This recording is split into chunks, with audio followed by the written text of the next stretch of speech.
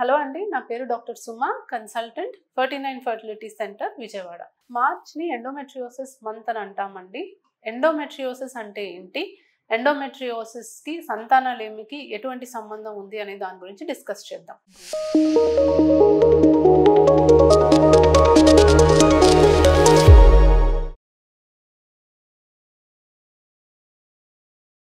So endometriosis అనే కండిషన్లో ఆడవాళ్ళకి గర్భసంచి లోపల పెరగాల్సిన పొర గర్భసంచి లోపలే కాకుండా ఇతర ప్రాంతాల్లో పెరుగుతూ ఉంటుంది. అంటే గర్భసంచిలో ఉన్న మజిల్ లేయర్లో పెరగచ్చు, ట్యూబ్స్ మీద పెరగచ్చు, ఓవరీస్లో పెరగచ్చు, ఇంకెక్కడైనా కూడా బాడీలో ఎక్కడైనా కూడా ఈ టిష్యూ పెరిగినప్పుడు మనం దాన్ని ఎండోమెట్రియోసిస్ అని అంటాం. సో యూట్రస్లోనే మజిల్లో పెరిగితే దాన్ని అడినోమయోసిస్ అని అంటాము. మోస్ట్ కామన్లీ ఎండోమెట్రియోసిస్ ఓవరీలో కనిపిస్తుందండి. సో ఓవేరియన్ ఎండోమెట్రియోసిస్ ఉన్నప్పుడు చాక్లెట్ సిస్ట్ అనేది ఫామ్ అవుతుంది. Most common form of endometriosis ovarian endometriosis. So ఈ ఎండోమెట్రియోసిస్ వల్ల మనకు వచ్చే ప్రాబ్లం ఏంటి? సో నార్మల్గా ప్రతి నెల ఆడవాళ్ళకి ప్రెగ్నెన్సీ రాకపోతే పీరియడ్ అనేది వచ్చేస్తుంది. సో పీరియడ్ వచ్చినప్పుడు గర్భసంచి లోపల ఏదైతే లైనింగ్ ఫామ్ అవుతుందో ప్రెగ్నెన్సీ కోసం అది బ్లీడింగ్ లాగా బయటకు వచ్చేస్తుంది. సో ఎండోమెట్రియోసిస్ ఉన్నప్పుడు ఈ లైనింగ్ అనేది ఇతర ఏరియాస్లో పెరుగుతుంది కాబట్టి అక్కడ కూడా బ్లీడింగ్ అవుతుంది కాబట్టి ఆ బ్లడ్ వల్ల మనకి కొన్ని ప్రాబ్లమ్స్ అనేవి క్రియేట్ అవుతాయి. సో ఈ బ్లీడింగ్ అవ్వడం వల్ల అతుకులు ఏర్పడతాయి.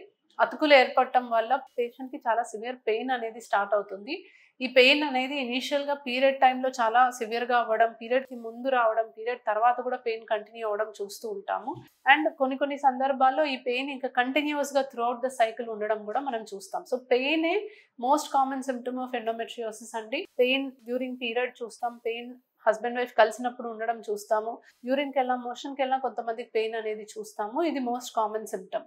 ఇది కాకుండా ప్రెగ్నెన్సీ రావడానికి వీళ్ళకి ఇబ్బందిగా ఉంటుంది. సో ప్రెగ్నెన్సీ రావడానికి ఇబ్బంది ఎందుకు అవుతుంది అంటే ఓవేరియన్ ఎండోమెట్రియోసిస్ అంటే అండాశయంలో ఉన్న ఎండోమెట్రియోసిస్ వల్ల ఎగ్స్ డ్యామేజ్ అవుతాయి, ఎగ్ నంబర్ తగ్గిపోతుంది. ఎగ్స్ రిలీజ్ అయ్యాక అవి ట్యూబ్లోకి వెళ్ళడానికి ఇబ్బందిగా ఉంటుంది, ఎందుకంటే అతుకులు అనేవి ఏర్పడతాయి. అతుకుల వల్ల ట్యూబ్స్ బ్లాక్ అవ్వడానికి అవకాశం ఉంటుంది. సో ఆ ట్యూబ్కి ఓవరీకి మధ్యలో ఉన్న రిలేషన్ అనేది పాడవచ్చు. ఎగ్ అండ్ స్పర్మ్ కలవాలి, ఎంబ్రియో ఫామ్ అవ్వాలి. దీనికి కూడా ఎండోమెట్రియోసిస్ ఉన్న ప్రాబ్లమ్స్ సహకరించకపోవచ్చు. అండ్ ఒకసారి ఎంబ్రియో కూడా ఫామ్ అవుతుంది, కానీ గర్భసంచిలో అది అతుక్కోవడానికి ఎండోమెట్రియోసిస్ ఉన్నప్పుడు అది కొంచెం ఛాన్సెస్ తగ్గిపోవచ్చు. సో ఇలా రకరకాల రీజన్స్ వల్ల ఎండోమెట్రియోసిస్ వల్ల ప్రెగ్నెన్సీ రావడం అనేది ఇబ్బందిగా ఉంటుంది. సో ఎండోమెట్రియోసిస్ ఉందా లేదా అనేది మనం చాలా మటుకు ఇప్పుడు స్కాన్ ద్వారానే తెలుసుకోగలమండి. స్కాన్లోనే మనకు చాలా ఇన్ఫర్మేషన్ అనేది వస్తుంది. సో ఎవరికైనా పీరియడ్ టైంలో చాలా సివియర్ పెయిన్ వస్తుంది, లేకపోతే కంటిన్యూస్గా పెయిన్ అబ్డమన్ ఉంది అంటే ఖచ్చితంగా ఒకసారి డాక్టర్ని సంప్రదించాలి. మ్యారేజ్ అయినా అవ్వకపోయినా చిన్నపిల్లల్లో కూడా ఎండోమెట్రియోసిస్ చూస్తాము. సో మీకు స్కాన్లో ఎండోమెట్రియోసిస్ ఉందా లేదా తెలుసుకొని ఎంత సివియరిటీలో ఉంది అనే దాన్ని బట్టి మీకు ట్రీట్మెంట్ ఆప్షన్స్ అనేవి ఉంటాయి. ఎండోమెట్రియోసిస్ ఉన్నా ప్రెగ్నెన్సీ రావడానికి ఎన్నో ఆప్షన్స్ ఉన్నాయి, కాకపోతే ఎర్లీగా డయాగ్నోస్ చేసి దానికి తగ్గట్టుగా ట్రీట్మెంట్ తీసుకోవడం అనేది ఇంపార్టెంట్. Thank you.